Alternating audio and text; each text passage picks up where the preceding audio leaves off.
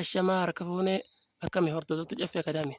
Kun barnoota keenya akkuma beekamu amma dura eegallee kunoo har'a geenye jirra fedha rabbiitiin. Har'a kunoo inshaallah ta'ala mata duree maarkeetingii waliin ilaaluu deemna. Namni chaanaala keenya chaanaala Caffee Akaadaamiitiif haaraa taatan sabiskiraayib sheer godhaa mallattoo bilbilaa san gaccuqaasaa olirra haayaadhaa achi booda akka beeksisni irra bahu hundi isin bira ga'uuf. Kana egaa anaanta mata dureen keenya mata duree waa'ee maarkeetingiiti. Chapter 5 maal jedha? Entrepreneurship maarkeetingiidha. Kanaafuu paartii amma dura chapter 4 keessatti waa'ee akkaataa itti oomisha itti guddisan wal ilaalaa turre. Namoonni chapter 4 ilaalin dhaqaatii chapter 4 sirrii ilaalaadha. Waan silaa koomantii barbaachisu jala barreessaadha. Koomantii irraa laalleetti irraa barachaa deemna. Maaliif ilma namaati waan ta'eef kallattumaan har'aan tana miidiyaa tooppikii akkaan hedduu barbaachisaa hedduu nama maarkeetingii barachuu jiruuf haa nama dibaatanii maarkeetingii baratuuf akkasuma barattoota fireeshmaanii waggaa tokkoffaa yuunivarsiitii barnoota olaanoo barataniif viidiyoo hojjetamaa jirudha. Itti dhiyaadhaa hunooti har'aan tana miidiyaa keenya wajjin haa barnoota keenya har'aa wajjin turtii gaarii jechuudha. Chapter 5 Entrepreneurship chapter 5 irra jirra jechuudha. Chapter 5 Entrepreneurship kunoo har'aan tana eegaluuf yaanaa itti dhiyaadhaa hoota. Maal jedha maarkeetingii jedha. Maarkeetingii maali maarkeetingiin? Maarkeetingii jechuun maal jechuudha? Maarkeetingii jechuun akkam jechuudha? Maarkeetingii jechuun the act or barreeffama san sirri jala deemaa laala. The act or the process selling or purchasing in the market jedha. Maarkeetingii jechuun maal jechuudha?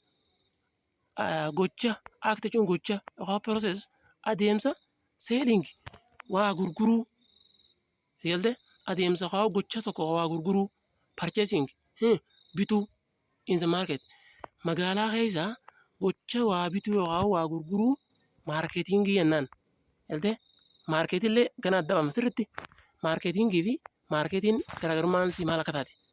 Kanaafuu ammasitti wanni guddaan qochuu qabdan maarkeetingiin the act or the process selling or purchasing in the market bakka gocha namni tokko magaalaa dhaqee timaatima gurguruu gocha inni san magaalaa dhaqee timaatima gurguruu yookaan kan irraa bitatu gocha timaatima san irraa bitachuudha yookaan adeemsa san maal jennaan maarkeetingii jennaan.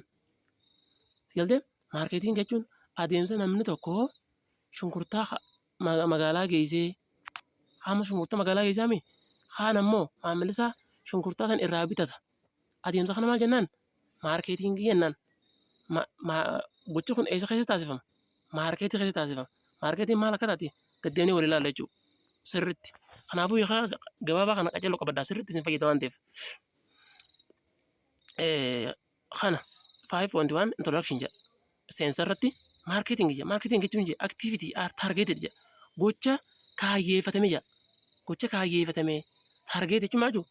Wanta kaayyoo keessa galfattee wayiin godhattee deemuu jechuudha. Gocha targeeffatame at market magaalaa irratti maarkeetillee hiikasiidhaa waliin ilaalla waan ta'eef isiniif fayyama sirriitti. Consist amma gaa maarkeetingii tana keessa maal fa'aa jira? Consist jechuun if keessa hammata jee yookaan ni hammatama. Maarkeetingii keessatti product purchaser jennu namoota meeshaa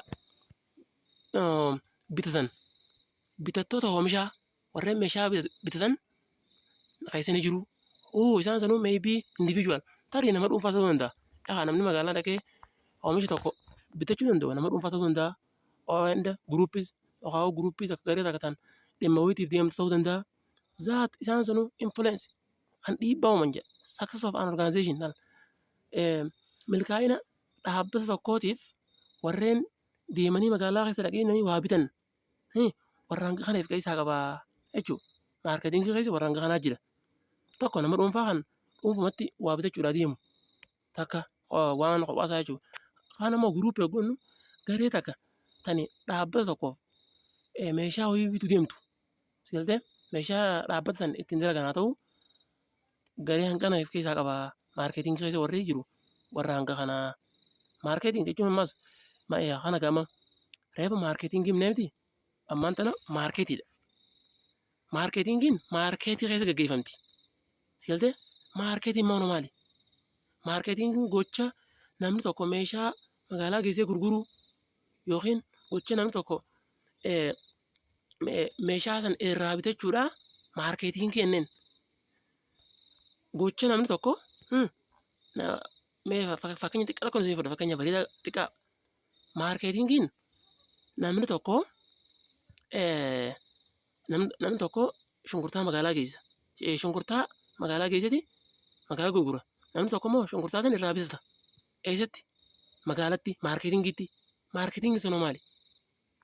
Gochi shunkurtaa magaalaa geessuu fi maamilli isaa irraa bitachuun maarkeetingii erga ta'ee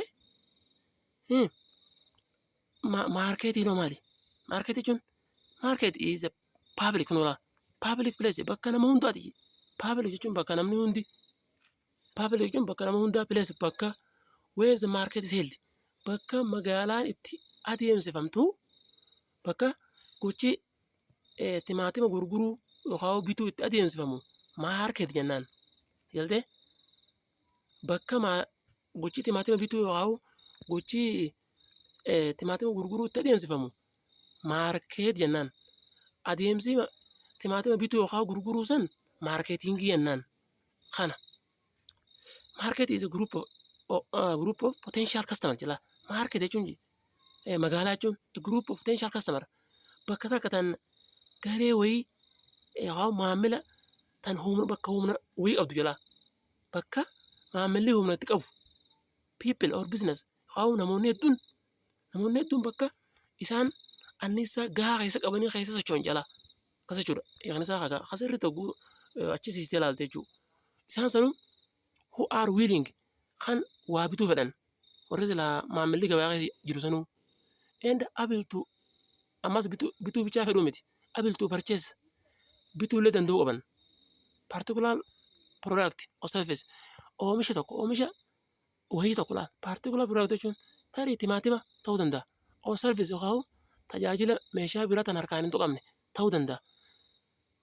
Waan kanaa jechuudha.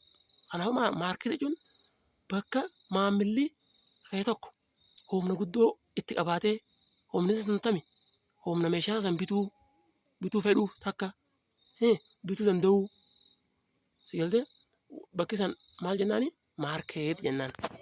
Kana jechuudha. Zaabbaaf definition of marketing. Heerni amma dura akkasitti laalaa turre kun heerni maarketingii kun reset on the following core concept jedha.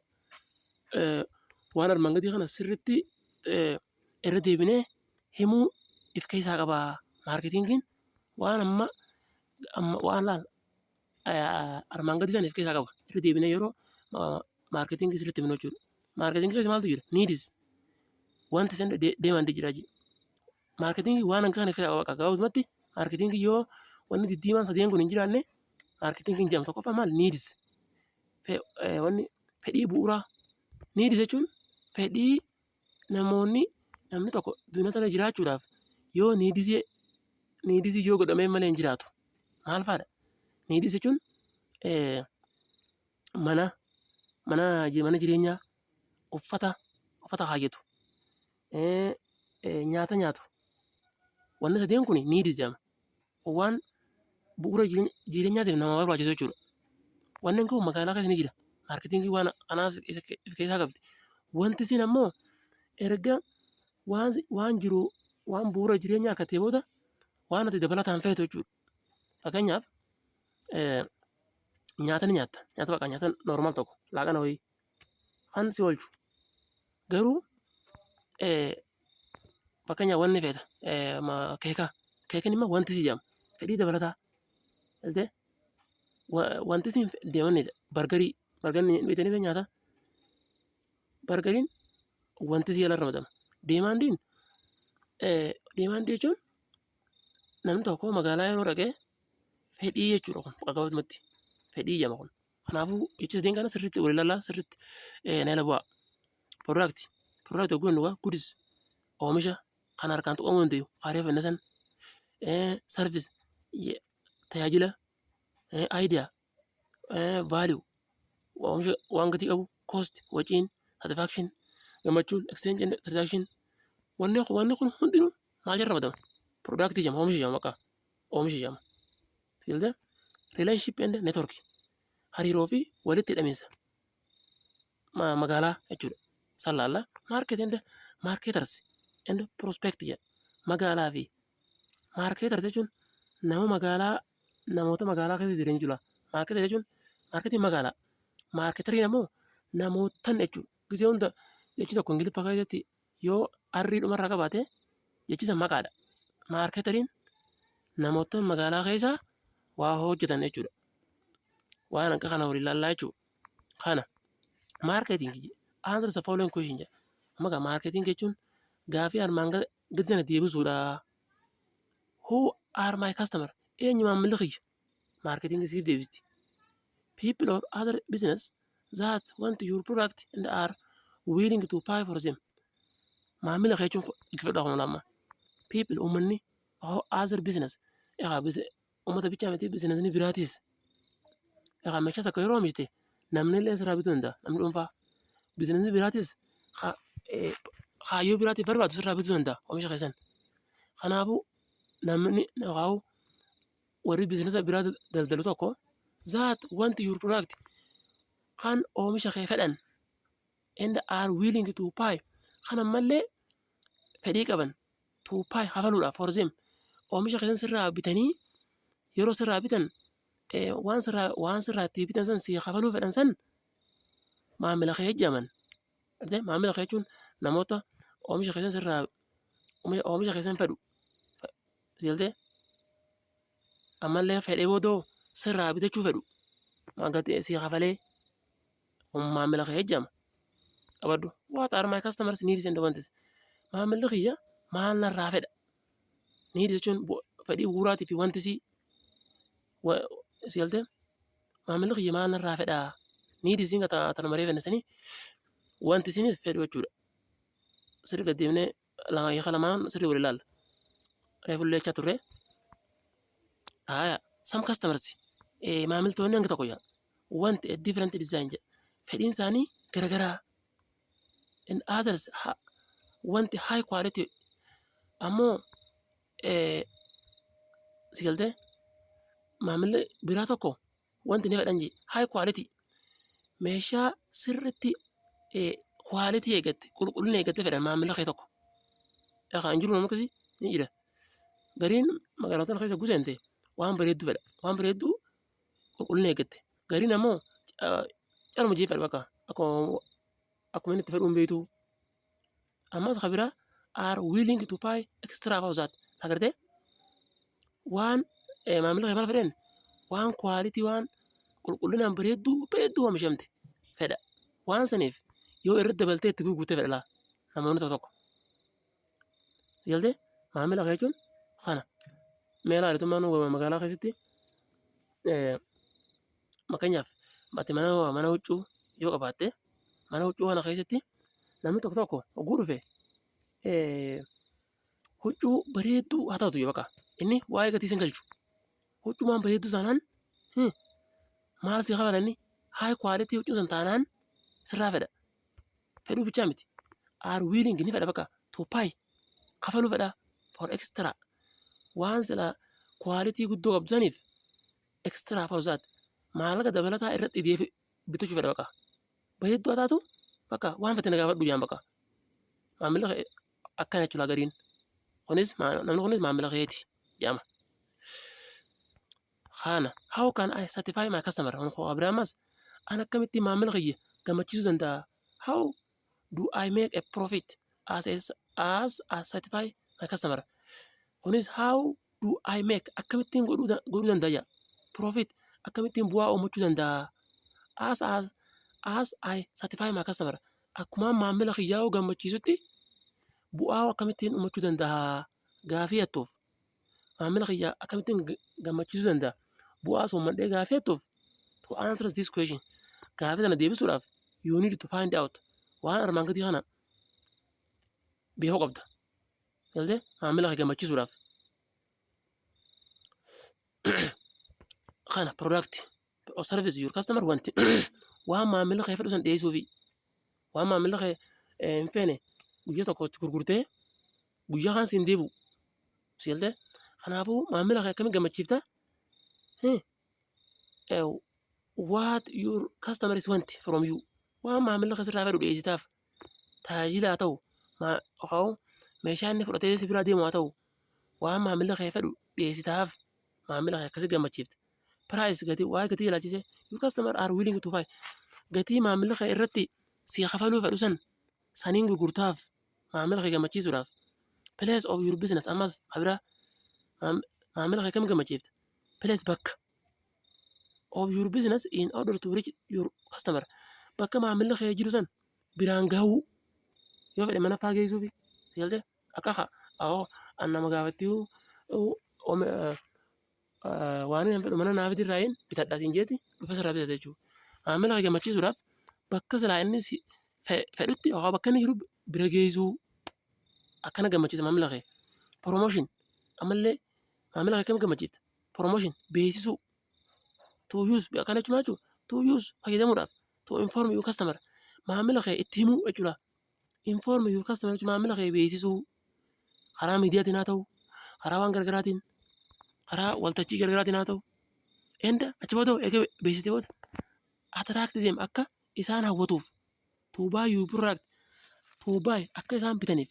Your product oomisha kee akka isaan bitaniif waan gargaraatiin miidiyaa gargaraatiin isaan yeroo beeksifte maamila kee akkana gammachiisuu dandeessa.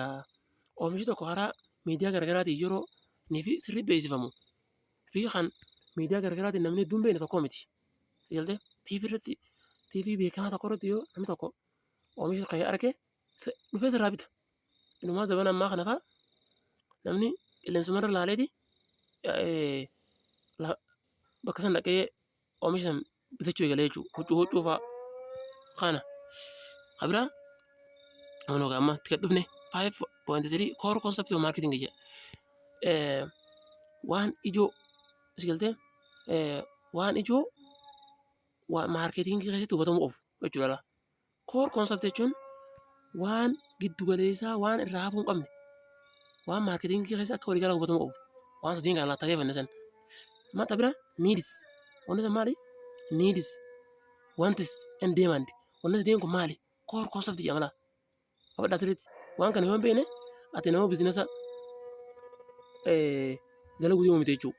Yookaan nama interpreeshipii hojjechuu deemu miti waan hanga kana yoo sirriitti hin beekne. Niidis maali? Niidiin akkuma hareef fannee hareef gubbaa rennee niidis jechuun niidis hundinuu fedhiidha sadeenuu garuu sirrii adda baafna. Niidis describe basic human requirement. Describe ni ibsiti basic human requirement. Bu'uura ilmi namaa jiraachuudhaaf barbaadu irraa barbaachisu niidii ennaan.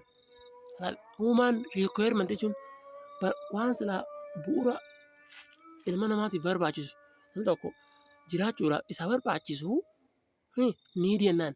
Basic human requirement kana jechuudha. Fakkeenyaaf example need for food nyaata fedhuu jedhama. Air qilleensi niidii jedhama. Yoo qilleensi jiraanne hin jiraattu niidii jedhama. Water bishaan yoo jiraanne hin jiraattu. Education barnoonni entertainment bashannanni itisi kun hundi maali? Niidii jedhama. People require food. Namni jiraachuudhaaf nyaata barbaada. Clothing uffata barbaada. Shelter bakka keessa jiraachuu barbaada. Safety nageenya barbaada. And belonging waa qabaachuu barbaada. Esteem gatii ifii kennuu barbaada jiraachuudhaaf. Kanaafuu niidiin waan silaa bu'uura ilma namaatiif jiraachuudhaaf niidiin yoo jiraate malee namni hin jiraatu. Niidii jedhama kun fedhii keessaa niidii jedhama kun. Sigalte kana wanti sinoo maali haa eega kun beesik jedha qabadhaa ija kanarraa. Wanti sin ammoo wanti are desire wanti jechuun kunis fedhiidha. Fedhii akkam? Fedhii are desire tan namni hawwuudha for specific satisfaction of needs. Erga niidii guutatee booda gammachuu hanga tokkoof gammachuu wayitiif akka sigalte gammachuu barbaada bakka namni kaan jiraachuuf yeroo ta'u nyaanni jiraachuuf nyaata jiraachuu barbaada nyaata galtee garuu wantisi maaliifi wantisiin bakka wanni dabalata nyaata dabalataa fedhii fedhuma tokko fedhuma wayii gartee tan kophaa takka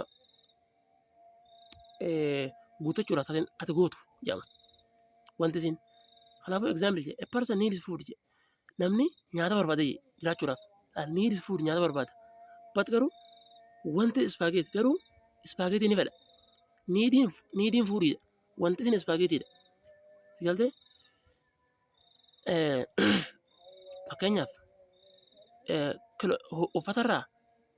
uffata gartee normaalii surree fi haaluma kaanamnee kana normaalii uffatu kuni kiloozingii jedhama bakka uffata jedhama bakka kan qaama kee dho'isu. Garuu suufa yeroo haattu suufni maalima suufni wantisiidha. Namni tokko fakkeenyaaf biddeenni mee wanni fudhu biddeena galtee biddeena yennoo kana biddeena kana wanta beekame biddeenni niidiidha jiraachuuf akka garuu bargarni beekanii bire bargar yookaan spaageetiin afaan faransaayii yookaan keek namni tokko keek akka nyaata dabalataa barbaada bakka galtee keek amma kaa keek nama maallaqa buutu beeksisaa mire waan biraa hunta nyaate. Kanaafuu wantisi erga waan nyaata laaqanaaf ta'e ta'u erga nyaattee booda waan dabalataa fedhii dabalataa jechuudha. Fedhii jireenyaa osoo hin ta'in fedhii if gammachiisuudhaaf nyaata dabalataa irra goote jechuudha. Namni tokko nyaata dabalataa nyaata qaalii wanti sii jedhama. Fedhii dabalataa jedhama. Fedhii bu'uuraa erga guuttatee booda nyaata fedhii dabalataatiif yoo sababa galiin kee ol ka'eef ati guuttachuu barbaaddu wanti sii jennaan deemaandi hottu. Amma kaa deemaandi jechuun fedhii jechuudha kunis amma kaa akka ikoonomisitti fedhii jechuudha. Fedhii kam deemaandi ar wantis deemaandiin wantis ta'uu danda'a fedhii wantis for specific product oomisha meeshaa takkaaf laa meeshaa hundi keessaa meeshaa takkaaf that are backed by the ability dandeettii waan san bituu yeroo qabaatte. Enda willing ammas bituu bichaa miti willingness yoo feete to buy them waan san bituu yoo feete dandeettii bituu qabaattee waan san bituu yoo feete ogusa maal jennaan deemaan dennaan amma kaa eenyu keessa jira wanti siin waan bu'uura jireenyaa kaa'u nyaata guyyaa si oolchu laaqana nyaata yaannu nyaata normaalii laaqana kana gubbatti waan si gammachiisu waan qaalii yeroo inni fi itti bitattu wanti siidha. Kanaafuu amma kaa namni tokko laaqana nyaateeti laaqana normaalii bakka wanni nyaate yaannu paastaa yookaan makaroonii nyaate yaannu kana nyaatee keeka barbaada waan danda'eef. Si galtee kanaafuu wanti siin eenyu keessa jirti deemaandi keessa jirti. Deemaandi maali? Meeshaa takka tan hundi keessaa meeshaa takka dandeettii meeshaa san bituutii fi meeshaa san yeroo bittee booda ammas fedhii meeshaa saniif maallaqa kafaluu yeroo qabaattee si galtee maal jennaan deemaandi jennaan. Wanti siin meeshaa dabalataa akaa'uu eega waan bu'uura jireenyaa guuttatee booda fedhii dabalataa guuttachuudhaaf fedhii waan ati bitattu wanti jennaan. Ammoo waan kana hunda of keessaa qabu deemaandiidha. Deemaandii maal jedhaa? Oomisha tokkoof dandeettii bituu qabaachuu willingness to buy them ammas eega bitattee booda dandeettii bituu yoo qabaatte waan san kafaltee fudhachuudhaaf fedhii qabaachuu jedhama bakka sirriitti ibsine qaba. Wantis become demand amma kan wanti illee fuchaa fursan become demand taatii when supported by purchasing power dandeettii meeshaa san bituu yeroo qabaattee maal jedhamti deemaandii keessa seentii jechuu.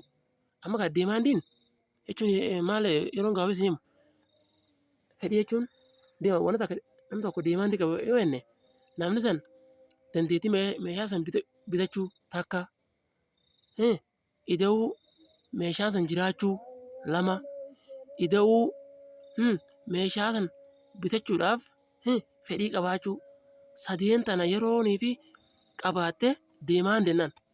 Deemaan deemaa jennaan namni tokko ka'ee lafaa namni tokko ka'ee magaalaa dhaqaa. Magaalaa gurake wanni timaatima bitachuu deema timaatima bitachuu deema. Timaatima kana tokko maallaqa qabaachuu qaba. Deemaan ta'uudhaaf maallaqa qabaachuu qaba. Ida'uu fedhii timaatimaa bitachuu qabaachuu qaba. Ida'uu ammas timaatimni san jiraachuu qaba. Ida'uu wanni hanga waan kana hunda goolii daanu deemaan jennaan. Garuu wantiin waa'uma waan gartee si gammachiisu. Erga waan bu'uuraa harkattee booda waan si gammachiisu. Bitachuun kun wanti si jennaan. Deemaan hundi of keessaa qaba. Akkana jechuudha. Kana product jedha. Kabira product jechuun amma hiika product nuyi mudee maqaa sirriitti tolchee is anything waan feete jedha. Tangible waan silaa harkaan meeshaa harkaan tuqamuu dandeessu or intangible yookaan meeshaa harkaan tuqamuu hin dandeenye. Tangibiliin productidha. Intangibiliin serviceidha. Meeshaa yeroon fi si kannan harkaan tuqattee qabattee mana galfachuu dandeessu. Tangible jennaan. Tan ammoo tajaajilli si kennamee achumatti tajaajiluma san fudhattee kaan meeshaa qabattee hin galle sarvisii bichaa si kennanii mana galtu intangible jennaan. Akkuma reefa nagaa konkolaataa namaa seentee yeroonii fi bakka takka irraa bakka takka dheeyitee gosa maal jennaan intangible jennaan. Maal jechuudha tajaajila meeshaa harkaan hin tuqamne jechuudha. Tana ta'e oguu waan sana harkattee fudhattee mana keessatti hin galfanne intangible jennaan. Kanaafuu meeshaan tun lamaanuu isaatti kaan bi offerti. Meeshaan tun lamaanuu kaan bi offerti jechuun ni dhiyaatti. Dhiyaachuu dandeessi. Eeyyatti to satisfy needii inda wanti. Needii fi wantii guutuudhaaf fedhii bu'uuraatii fi fedhii dabalataa guutuudhaaf tan magaalaan dhiyaattu product jennaan bakka. Adda product jechuun meeshaa tangible or intangible goodies meeshaa harkaan tuqamuu dandeessu harkaan hin tuqamne tan magaalaa keessanii waan namni bu'uuraa barbaadu ta'u waan namni fedhii dabalataatti barbaadu ta'u wanni hangi kun meeshaan hangi kun product jennaan. Kana jechuudha abadda asirratti finne jechuudha. Kanaaf abiraan ammas value jechuun is a customer estimate. Value jechuun amma yookaan saasuma maal jechuudha. Customer estimate jechuudha. Tilmaama yookaan akkaataa maamila kee tokko itti yaadu. Maamila kee tokko gatii inni si qabu. Of product jechuun gatii maamila kee san akkaataa inni itti tilmaamu oomisha san overall capacity waa hundarra dandeettii hundarra akkaataa inni itti si tilmaamu. To satisfy or his or her needs fedhii isaa gammachiisuurra dhaabbatee akka inni itti bootaa si hannu. As a lowest cost wacii gabbuu irratti of acquisition wacii firraa gabbuusee meeshaatti san harkatee bakka inni si qabu value jennaan or ownership or use yookaan waan san qabaachuudhaaf yookaan waan san fayyadamuudhaaf. Gaafa dubbatti maal jechuudha value jechuun mee isin biratti value goonu gatii jechuudha. Fakkeenyaaf namni tokko huccuun takka nama tokko biratti value qabdu nama tokko biratti value qabdi. Maal jechuudha value san namni tokko huccuu teessaniif bakka guddaa qaba. Tokko immoo bakka hin fedhu bakka hin qabuuf. Kanaafuu value jechuun maal jechuudha dandeettii oomishni tokko nam tokko gammachiisuu qabu. Awoo meeshaan tun awoo kofon tun awoo huccuun tun ati bas bira gatiin qabdu namni kun maachuu fedheeti. Awoo bira wanni tun bar si bira bar waa gatiin qabdu jechuun ati waan kana hin feetuu iyya gaariin hin laaltu jechuudha. Awoo bar waan san bar waan akkasiisan bar abaluu biratti gatii guddaa qabdi. Gujanoo wanni san dandeettii fedhii namicha sanii gammachiisuu guddaa qabdi jechuudha. Maamilli kee qacalloo sirraa gammadaa. Kanaaf value jechuun maal jechuudha gatii yookaan dandeettii maamilli kee oomisha keetirraa itti gammaduu danda'u value jennaan. Kana value of customer offering can be increased by amma gaa maamila kee tokko akkamitti oomisha keetiif gatii qabaachuu danda'a. Gatiin ati huccuu magaalaa dhiyeessitee maamila kee akkamitti isa biratti huccuun teessan haa uffanni ati magaalaa dhiyeessisan maamila kee bira gatii qabaachuu dandeessi jechuudha. Gatii qabaachuu akkamitti dandeessi jechuudha. Price benefits bu'aan isaa yeroonii fi bu'aan isaa ol ka'e. Bu'aan huccuu san sirraa bitachuudha. Huccuu san namni faan irraa harkee yoo isa gammachiise. Kabiraa reduce cost wacii yeroo irraa irratti. Hattaanu right benefit and reduce cost. Bu'aan huccuu san harkatee bu'aa yeroo harkatee waciin eegzboota yeroo nii fi irraa irratti. Si'iltee sababa oomisha kan harkachuudhaan. Wannan kun akkaataa itti namni tokko oomisha keessaniif gatii qabaachuu itti danda'u ennaanii jechuudha. Kana hattaanu sanuma price benefit by more than the rise in the cost. Wacii inni uffata keessan saniif baasurra bu'aan inni sababa uffata keetiif oomisha ati oomishtee irraa harkatu yoo ol ka'e namichi san maamila keessan gatii vaaliyuu oomisha keetiif qabu san ol kaasuu danda'a jechuudha. Low benefit ammas bu'aan gabbu'aan jira. By less than the decrease in the cost. Waciin irra xiqqaachuurra akkana jechuun jechuudha. Waciin yoo irra xiqqaatte waciin irra xiqqaachuurra bu'aa yoo irra xiqqaatte irra fedha. Namni tokko waciin inni baasurra yoo bu'aan isaa xiqqaatte oomisha san ni fedha. Waciin baafnee mire sababaa waciin gad xiqqaatteef oomisha keessan bakka kennuuf danda'a. Si'iltee fedhii gargaraa dhaabbatee jechuudha. Kana jechuudha. Vaalii jechuun kanaafuu dandeettii tilmaama maamilli kee oomishni keessan dandeettii fedhii isaa guutuudhaa vaalii yennaan. Si'iltee kana kabiraa koosti maali? Koosti maali nagzee hunda? Koosti jechuun wacii jechuudha. Kanaafuu ingiliffamaa jechuudha. Koosti yogguu jennu is amount of money hamma maallaqaa jira. That are going to be expend.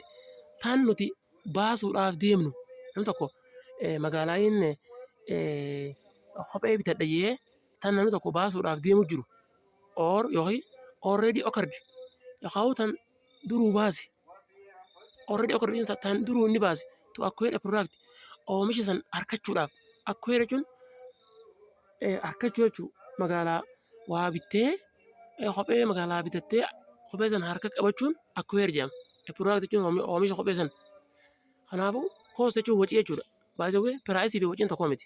Piraayisiin gatiidha. Kostiin ammoo wacii ati namni tokko waan takka godhuudhaaf baasu wacii jennaan. Fakkeenyaaf namni tokko Dirree Dhawaarraa Finfinnee dhaqee kompiitaraan bitadha yoo jee wacii hangam takka baasa wacii dhaal. Namni tokko Dirree Dhawaarraa Finfinnee dhaqee kompiitara bitadhaa jee dhaqa.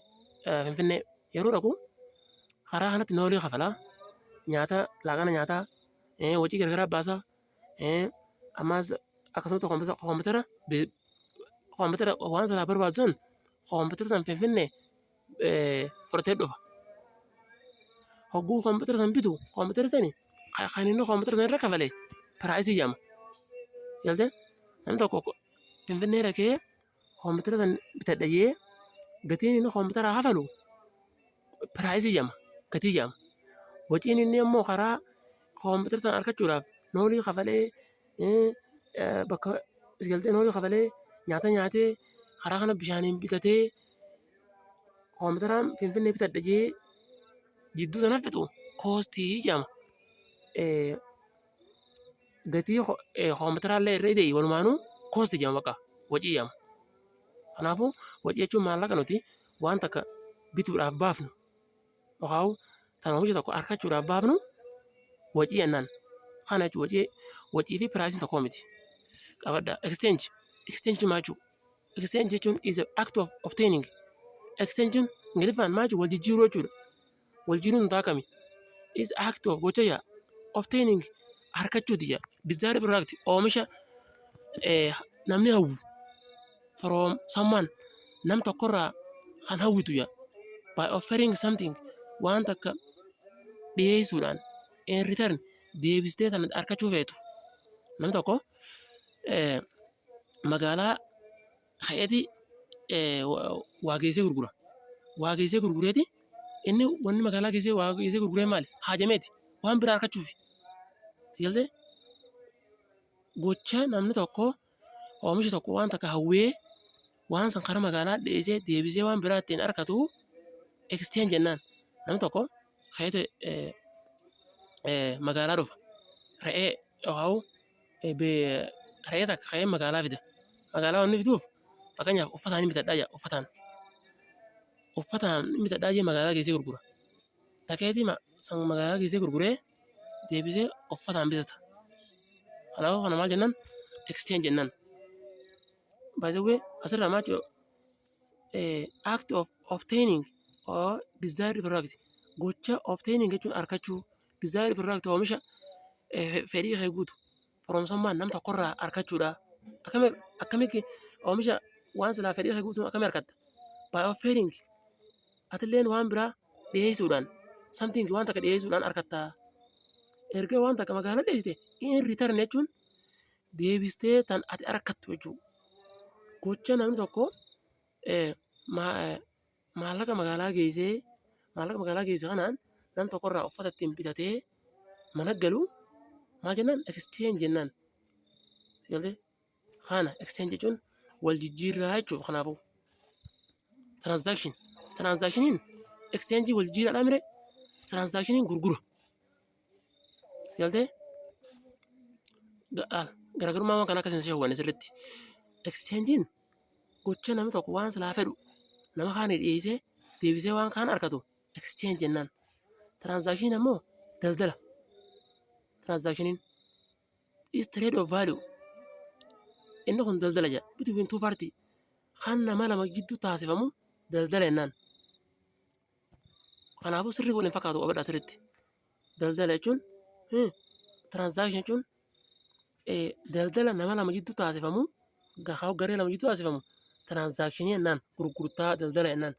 Exchange ammoo namni tokko waan fedhe walaa jijjiiru kan deebisee waan biraa harkatu.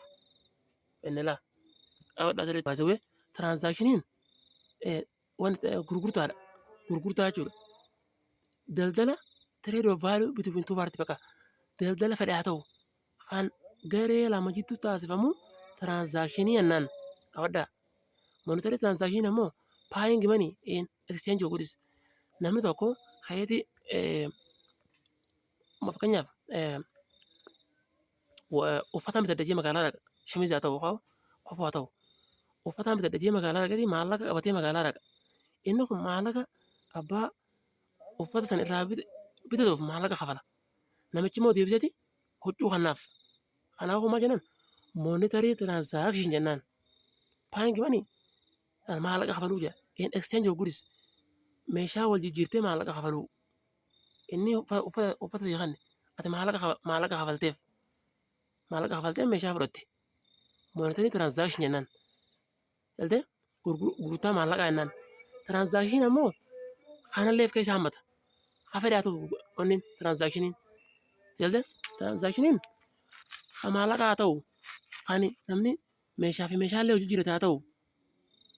Namni tokko gaafa durfaa gaafa jaarraa horsee lafaafaa tokko yoo meeshaa tokko huccuu sii fide atillee waan biraa kan tafa maallaqni hin jiru waan ta'eef. Sigaltee meeshaa fi meeshaa hojii jiruu maallaqa kafaltee meeshaa fudhachuu. Sigaltee kana hundaa'u hundinuu bakka takka maal jedhama transaction jedhama. Kanaafuu transaction gurgurtaa gosa fedhe haa ta'u. Gurgurtaa gosa fedhe haa ta'u transaction jennaan. Monetary transaction ammoo monetary jechuun maal jechuudha? Maallaqaan jechuudha. Gurgurtaa maallaqaan jechuudha. Maallaqa kafaltee huccuu fudhachuu jechuudha. Barter transaction ammoo gurgurtaa meeshaa fi meeshaa. Barter jechuun tajaajila horsee lafaa Itoophiyaan turtisan jaarraa horsee lafaadha. Barter transaction gurgurtaa namni tokko namni tokko warqii yoo fidu kaan ammoo meeshaa waraanaa irraa fudhata. Fakkeenyaaf gaafa dur Itoophiyaa keessatti mootonni Itoophiyaadhaa jaarraa hortee lafaa daldala akkam godhaa turan, daldala akkam geggeessaa turan jaarraa hortee lafaa keessa baartar tiraanzaakshiniidha. Baartar tiraanzaakshiniin gaafa jaarraa hortee lafaa Itoophiyaa keessatti geggeeffamaa ture. Akkamitti mootonni jaarraa hortee lafaa Itoophiyaa bulchaa turan yookaan akkuma Afrikaattu isaan wanni barbaadan meeshaa waraanaa tana biyya Awurooppaa irraa yookaan biyya uummata adii irraa argachuuf warqii isaanii fuudhaniiti biyya alaatti erganii deebisanii warqii tanaa fi meeshaa waraanaa wal jijjiiranii fudhatan. Kanaafuu daldalli kun daldala meeshaa fi meeshaa wal jijjiiruu jechuudha. Daldalli kanaafuu maal jedhama? Baartar tiraanzaakshinii jedhama. Gaafa kana onni hin jirtu maalin hin jiru. Kanaafuu baartar tiraanzaakshiniin isinii gala jee yaadaa jechuudha. Kanaaf maal jedha? Goods or service tajaajila yookaan meeshaa ta'uu danda'a. For other goods meeshaa biraatiin wal jijjiiruu. Sarvisii biraatiin. Sarvisa kan ta'e gurii fudhachuu. Gurii kan ta'e sarvisa fudhachuu. Maalin hin jiru jechuudha. Kanaafuu maarketiin jechuun kun olaal dhumarratti consist if keessaa qaba jedha maarketii jechuun ifama. All of the potential customer anniisaa maamila keetii hunda sharing a particular need tan namni fedhii isaa hunda waliin qooddatu or wantis kaan sharing particular need yoo jennu kaan soogidda barbaada kaan waan bu'uura jireenyaatiif isaa barbaachisu barbaada kaan waan fedhii dabalataa isaa guutuu barbaada.